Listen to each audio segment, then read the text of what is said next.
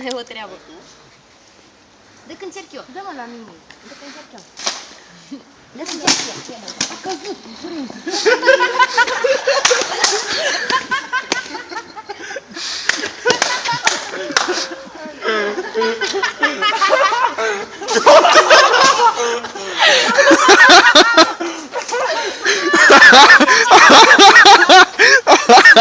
Asta nu ce așa.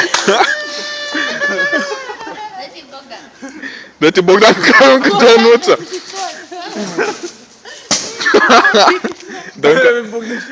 Dă încă aruncă o sticlă de jumate ca de sticlă de 2 litri la tine.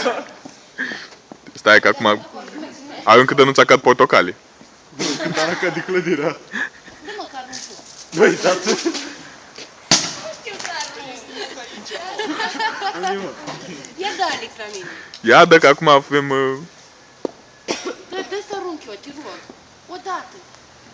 Hai, demonstrezi, Alex, cu aia. Dar-i verde, mă, aia. Dă, mă, Alex, uite-l. Să scoate. Vezi că au căzut două. 1, 2, 3. 2, 3. 3 și 2, ia să mi-l iei. Vreau să mă din ea, mă. Ia, arunc acum, Bogdan. Dă la mine să arunc. Ia, uite. Dă, arunc eu. Dă la mine. Și mai dau o dată. Stai că aruncă...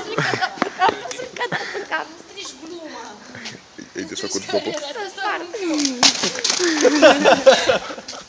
Ai filmat?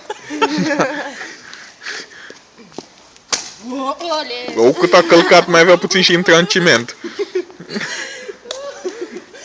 A căzut. O frunză.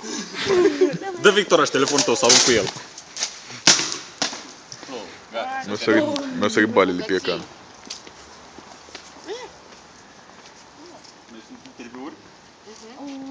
Nu cred. Da. Da, tu vrei să...